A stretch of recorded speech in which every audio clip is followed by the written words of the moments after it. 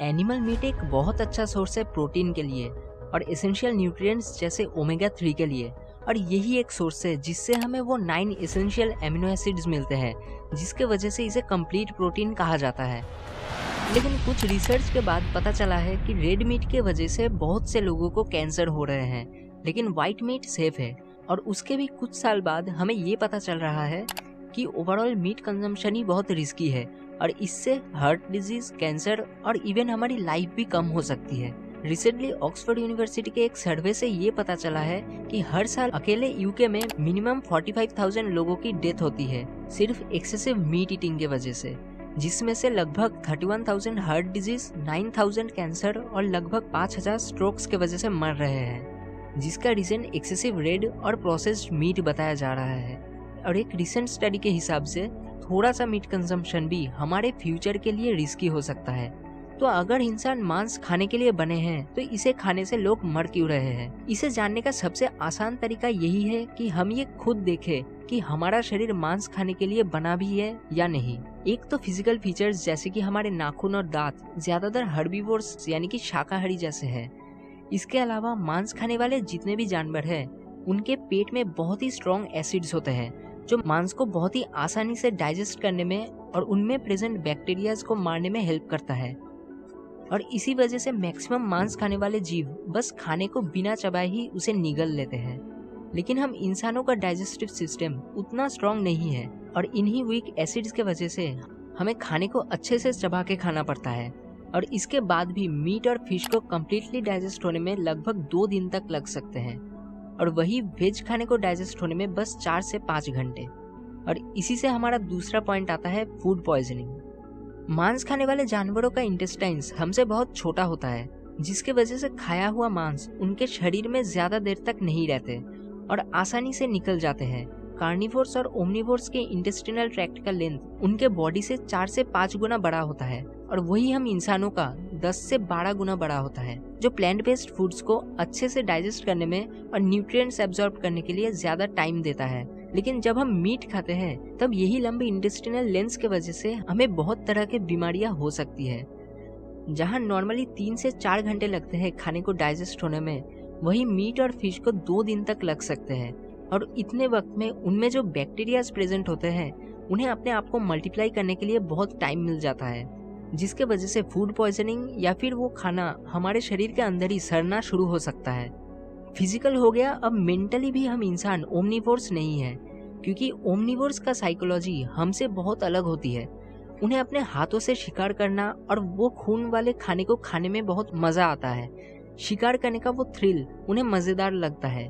और वही हम इंसान के मामले में बिल्कुल अलग है। हम इंसानों को खून और कच्चा मांस बिल्कुल पसंद नहीं। अब थोड़े और डीप लेवल या फिर स्पिरिचुअल रीजंस को देखा जाए तो ये इन सभी से और भी बहुत आगे है। सपोज अगर आपको एक कमरे में बंद कर दिया जाए और आपको ये कहा जाए कि आज आप मरने वाले हैं, फिर आपके पूरे शरीर में कुछ चेंजेस होने शुरू हो जाएंगे। आपके पूरे शरीर में स्ट्रेस और टेंशन वाले वाइब्रेशंस प्रोड्यूस होंगे और यही सेम वाइब्रेशंस उन जानवरों के बॉडी में भी होता है जिन्हें काटा जाता है। वो तो मर जाते हैं, लेकिन उनके द्वारा प्रोड्यूस किए गए वाइब्रेशंस उनके मरने के बाद भी उनके मांस में प्रेजेंट होती है। और जब उसे हम खाते हैं तब वो वाइब्रेशंस डायरेक्टली हमारे ब्रेन को इफेक्ट करता है, जिसके कारण गुस्सा, लेथर्जी और डिप्रेशन जैसे चीजें बढ़ सकते हैं। और इसलिए आयुर्वेदा के हिसाब से हमारा खाना सात्विक होना चाहिए और उसमें कम से कम वायलेंस होना चाहिए। अब कुछ लोग कहेंगे कि पेड़ पौधे भी जीवित होते हैं, फिर उन्हें मारना भी वायलेंस ही होगा।